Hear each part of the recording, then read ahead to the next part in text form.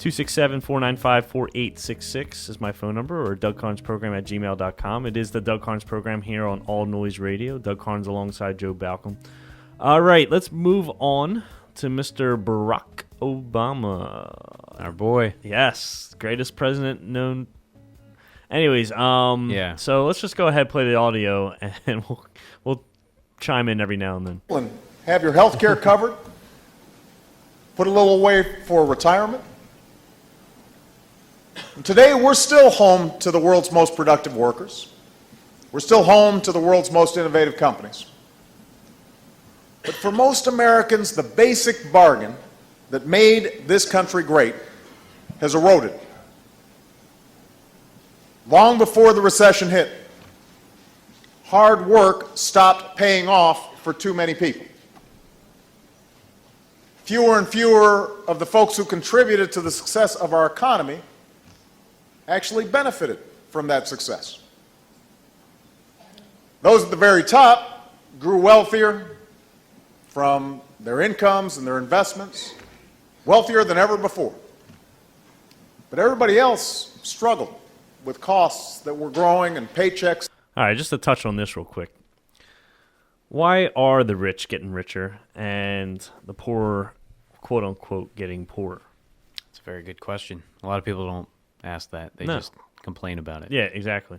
Now, some of you might say, well, it's just the rich keeping all the money for themselves, which on a tiny scale you might be right. But most of it's because of the government. The government chokes big business and all businesses so badly that they want to retain their money. They want to hold on to it. They want to make as much as they can because they're not sure of their future. And to put out more money to expand their business is not something they're in for right now, which means less jobs.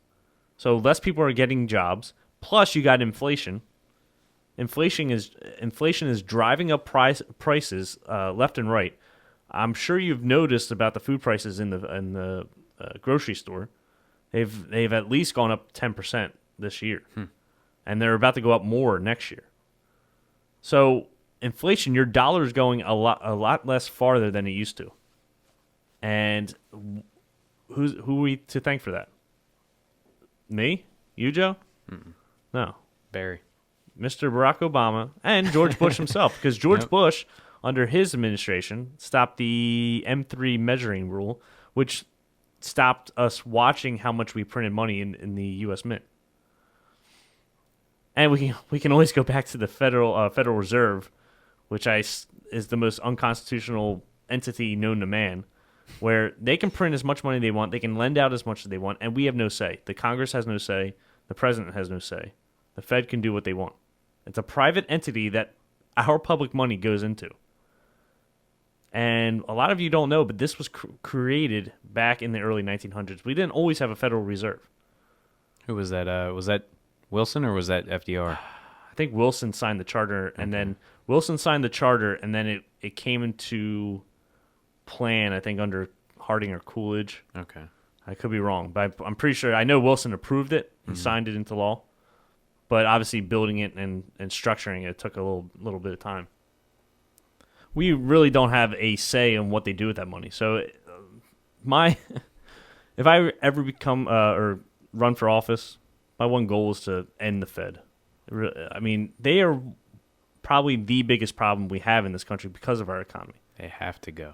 I mean, they're the ones that created TARP and a bunch of other stimulus packages. They're the ones that enacted it, and they forced banks to take it when banks like Wells Fargo did not want to take it, but they forced them anyways. They said, you have to take this money. There was a Great Depression coming if they didn't take the money. I wish we could go back to the gold standard. Yes. I wish we could. Yes. But it's impossible because there's not enough gold. Why did the gold standard work? Because every dollar that we had was backed by gold. Yeah. And everything was backed. Why is that a good thing? That's because you can't print more unless you have the gold to show for it. So for every dollar you have a certain amount of gold correlate to that dollar. So that means that dollar doesn't inflate as much as you can now. Like the dollar is based off of the dollar. Yeah, there's nothing controlling. And most economies are based off the dollar now. Like the euro, the yen, Like a lot of people have Which our is dollars. pretty sad. Yeah, because if we inflate our money, we're inflating everybody else's money, which is going to piss off a lot of people. So, a lot of other countries are backed by the dollar. They don't use gold anymore. China is actually the only one buying up gold left and right. They're doing the smart thing, which that's what we should be doing. Yeah. So, anyways, it all comes down to policy because inflation. If we stop inflation, you're going to stop devaluing the dollar. The dollar is now worth 20 cents less than what it used to 10 years ago. So That's that's it. I believe so. Sounds So like more. it could be, but the last time I checked, it was 20 cents. So that dollar now is now worth 80 cents in your pocket. Yeah. I mean, remember when Canadian money was like five Canadian dollars to like a U.S. nickel? Those were the good old days. But now Now we're on the same level. Now, $1 is worth $1 US plus 2 cents. So now our money is less valuable than a Canadian dollar. It's ridiculous. It's sad. So it all comes to, it's not because the rich are hoarding their money. Wealth is created. It's not one big pie where the wealth can just hold on to their sections and not give it back. You can create more wealth. But you have to be in an environment to create that wealth. And the government's you not can't just print it. No, you can't just print it. Just for the hell of it. You can't do Doesn't- that. Just think of it this way, Joe. Say you have, say they only made 10 iPhones in the entire world, right? And it was one of those, like everybody wanted an iPhone. Those 10 iPhones would be pretty valuable on the market, wouldn't they? Mm-hmm. If everybody wanted which a lot of people do want an iPhone. It's like one of the best phones out there. So, if you can't tell Back from commercial break now. Oh, thanks, Apple, for sponsoring our show. No, but if there was only 10 iPhones, they would be so covenant that they would be, let's just say, $1 million a piece because everybody wanted an iPhone because the richest are going to try to pay for that. But if you have 300 million people in this country and you had 300 million iPhones, it's going to be really cheap because everybody can have an iPhone. And that's what you're doing to our dollar. You're making it so available that everybody can have our money, which makes it a lot less valuable. Yeah. It's that simple. I don't like some people I know. They ask me, why can't we just print more money? They don't understand that concept. It sounds so simple at The first. more of something there is, the less it's worth. Yeah. It's in common anything. sense. In anything.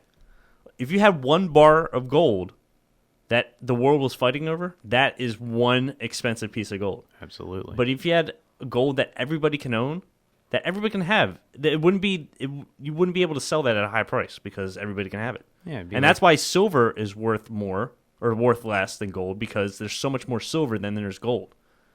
Yeah. You know, and silver is used for many other purposes than gold is. And that's why it's worth so much less. So anytime you have more of something, it makes it worth less. Anyways, let's continue on with Obama here. That weren't. And too many families found themselves racking up more and more debt just to keep up.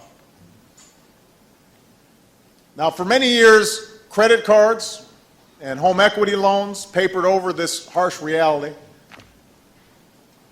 But in 2008, the house of cards collapsed. And we all know the story by now. Mortgages sold to people who couldn't afford them, or even sometimes understand them.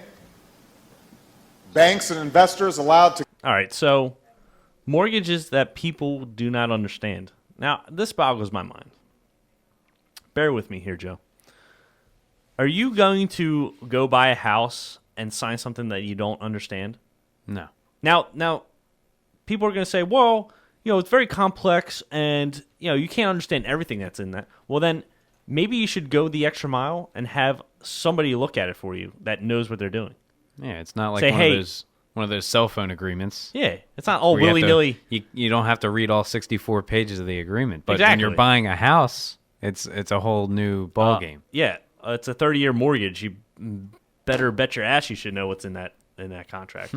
I go to AT&T and I just whatever. I just want the phone. It's a $200 phone, and I'm only paying $80 a month for. I'm not worried really worried about that. But Yeah, it's not a house, when you're paying, $1,500 to $2,000 a month, that's a big commitment. You better know what's Big in investment, that, and you better know that if it's going to balloon at the end, that's on you. If you're going to be paying, because what got us into this problem was subprime mortgages, which said people who don't qualify for a loan, a house loan, could get one, and the prices or the payments would be so cheap at the beginning that you could afford it. But the bank's got to make its money back somehow, because they're forking the money over to buy the house for you. Well, then it's got to balloon up, and it's going to balloon up so much since you're paying so little at first. It's going to be really big at the end. And that's when trouble starts. Yep. And this is what people needed to realize, and this is what happened.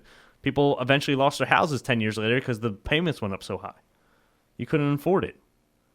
So whose problem is that? Because the government signed the Housing Reinvestment Act in the 90s, which, thanks to Newt Gingrich, he helped pass that, which we'll touch on a little later.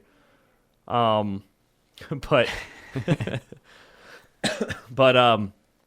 was passed in Congress, and President Clinton signed it into law that said, hey, banks, you better start giving these subprime loans out, or you're going to be penalized with heavy taxes and with very little breaks. So, of course, the banks are going to do it because they're going to make more money out of it. But guess who got hurt in the end? Everybody did. The government did, the banks did, and the people did. And this is what happens when government gets involved.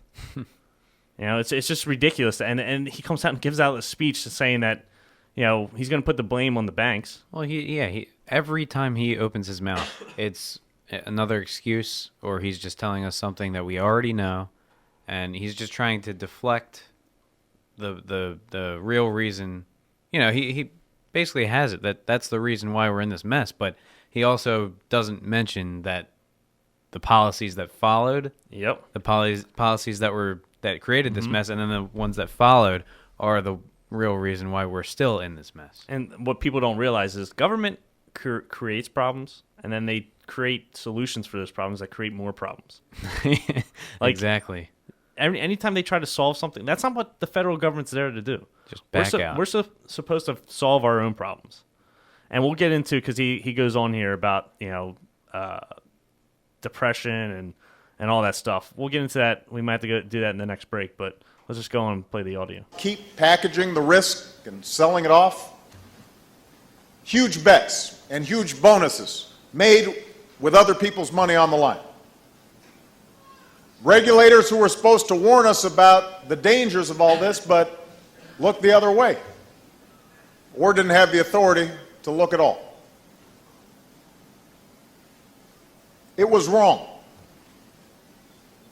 All right, so he's talking about regulators. Now, we had the most regulation in the 1930s during the Great Depression. And a lot of the progressives and the progressive history books in schools would say that deregulation in the 1920s was the cause of the Great Depression in the 30s. When really, when we come back, I know you've heard me say many times before, it was not deregulation. It was actually high taxation by Hoover that caused the Great Depression. And this whole silly nonsense of regulators, just get that out of your head. Get that out of your head right now.